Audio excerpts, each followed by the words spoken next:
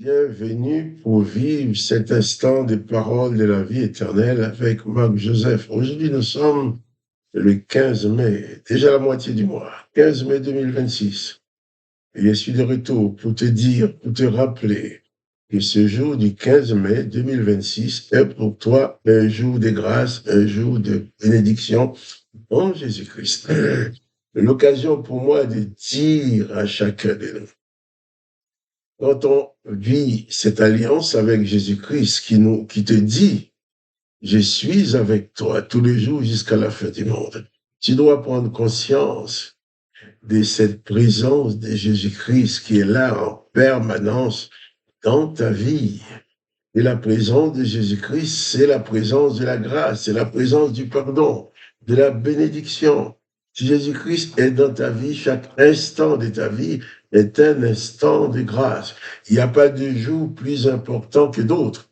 Il n'y a pas de moment plus important que d'autres, car à tout moment, nuit et jour, que tu dors, que tu sois éveillé, que tu travailles, que tu t'amuses, Jésus-Christ dit, je suis avec toi.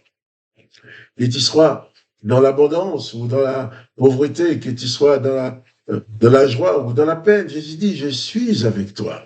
Raison pour laquelle ceux qui s'attachent à Jésus-Christ, ceux qui sont conscients de cette présence de Jésus-Christ dans leur vie, gardent le moral, gardent la paix dans leur cœur, quelles que soient les circonstances. Car Jésus-Christ dit, tout pouvoir lui a été donné dans le ciel et sur la terre.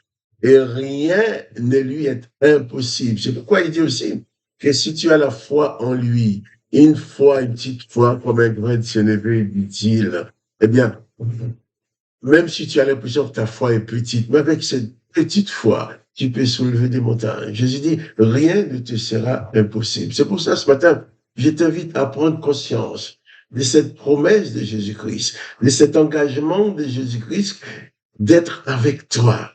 Il ne t'abandonnera jamais. Peut-être tes amis vont t'abandonner si tu fais quelque chose qui ne leur plaît pas.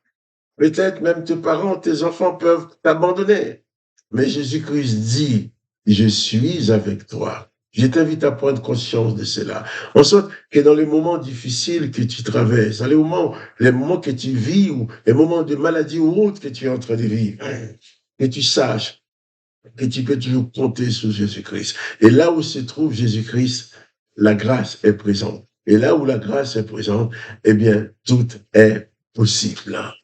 Tu dois prendre conscience que ta foi en Jésus-Christ doit être, j'allais dire, le moteur qui te permet de faire fonctionner ton corps. Ta foi en Jésus-Christ. Jésus-Christ qui est esprit, en communion avec ton esprit. Jésus-Christ qui te dirige par son esprit va te permettre de prendre le pouvoir sur ton corps. Que ton esprit prenne pouvoir sur ton humanité. En sorte que tu puisses concevoir des choses dans l'esprit et ordonner à ton cerveau, à ton corps, de se mettre en mouvement pour accomplir ces choses.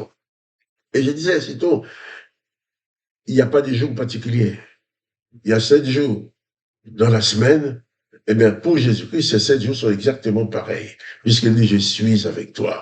Il n'a pas dit, je suis avec toi les dimanches, les samedis, les vendredis, ou les lundis, ou les mercredis. Non, il dit, je suis avec toi tous les jours, jusqu'à la fin du monde. J'insiste dessus. Car nous allons lire un texte où les religieux voulaient utiliser un jour pour piéger Jésus, disant, ces jours-là, on ne doit même pas faire du bien. On va lire ce texte dans l'évangile de Luc, chapitre 5. Il arriva un autre jour de sabbat, que Jésus-Christ entra dans la synagogue et qu'il enseignait. Il s'y trouvait un homme dont la main droite était sèche. Les scribes et les pharisiens observaient Jésus pour voir s'il ferait une guérison le jour du sabbat. C'était afin d'avoir un sujet de l'accuser. Mais Jésus connaissait leurs pensées. Il dit à l'homme qui avait la main sèche, lève-toi et tiens-toi là, au milieu. Il se leva et s'était debout. Et Jésus leur dit, je vous demande s'il est permis le jour du Shabbat de faire du bien ou de faire du mal, de sauver une personne ou de les tuer. Alors, promenant ses regards sur eux tous, Jésus dit à l'homme, étends ta main. Il le fit, et sa main fut guérie. Ils furent remplis de fureur et se consultèrent pour savoir ce qu'ils feraient de Jésus. En ces temps-là, Jésus se rendit sur la montagne pour prier, et il passa toute la nuit à prier Dieu. C'est important. Je crois que nous allons une autre fois revenir sur ce texte. Mais voilà, Jésus dans la synagogue, qui enseigne. Les gens écoutent ses enseignements. Il y avait la foule. Mais dans la foule, il y avait un homme qui avait une situation particulière. Cet homme avait une main sèche, une main handicapée, une main qu'il ne pouvait pas utiliser. Et alors, Jésus a remarqué cet homme d'une façon particulière dans la foule. Ce n'était certainement pas la première fois que cet homme était dans la synagogue.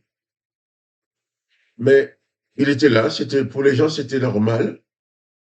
Mais Jésus n'était pas là.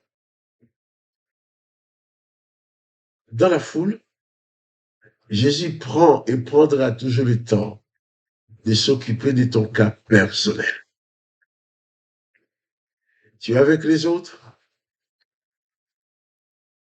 Les autres n'ont pas les mêmes besoins que toi. Toi, tu n'as pas le même besoin que les autres. Tu penses, les gens ont l'habitude de te voir comme ça, donc tu n'es pas mieux, tu es comme ça, c'est tout. Pour eux, c'est normal. Mais l'état de cet homme, pour Jésus, était une anomalie.